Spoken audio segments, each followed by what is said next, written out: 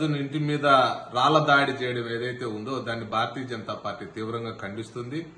JAC ముసుగులో Congress party చేసినటువంటి భౌతిక దాడిగా భావిస్తున్నాం. ముఖ్యంగా కాంగ్రెస్ పార్టీకి ఇది ఒక ఆనవాయితీ. తన పాలనా వైఫల్యాలను కప్పిపుచ్చుకోవడం కోసం, ప్రజల యొక్క ఆలోచన దృష్టికోణాన్ని మరల్చుకోవడం కోసం గతంలో కూడా ఉమ్మడి ఆంధ్రప్రదేశ్ లో కూడా కాంగ్రెస్ పార్టీ మతకలహాలు సృష్టించింది. అదే సమయంలో కుల ఘర్షణలు చేసింది, లేకపోతే ప్రాంతాల మధ్య విద్వేషం నింపినటువంటి చరిత్ర కాంగ్రెస్ పార్టీది. ముఖ్యంగా రేవంత్ రెడ్డి పాలనా వైఫల్యమే కాకుండా అంతర్గతంగా కూడా సమస్యలతో కొట్టుమిట్టాడుతున్నాడు. కాబట్టి వాళ్ళ పార్టీ నాయకుల మధ్య సఖ్యత లేక దాన్ని అధిగమించడం కోసం అతను ఏదో ఒక రూపంలో విద్వేషపూరితమైనటువంటి కార్యక్రమాలకు శ్రీకారం చుడుతున్నారు.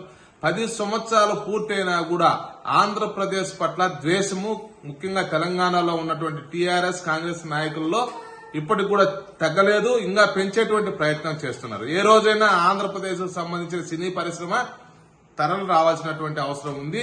ఈ సందర్భంగా మనందరం కూడా ఈ సంఘటనను ఉదాహరణగా తీసుకోవాలి.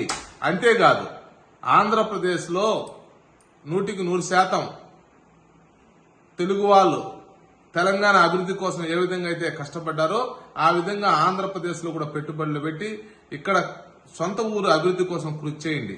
ఇప్పుడు జరుగుతున్నటువంటి పరిణామాలని ఒక ఉదాహరణగా తీసుకోండి, బుద్ధి తెచ్చుకోండి అని చెప్పి కూడా నేను చెప్తున్నా. ఆంధ్రప్రదేశ్ కు సంబంధించినటువంటి నాయకుల మీద, ఆంధ్రప్రదేశ్ కు సంబంధించినటువంటి కడప జిల్లాలోని మరిన్ని వార్తా విశేషాల అప్డేట్స్ కోసం మా SCN న్యూస్ ఛానల్ను తప్పకుండా చూడండి.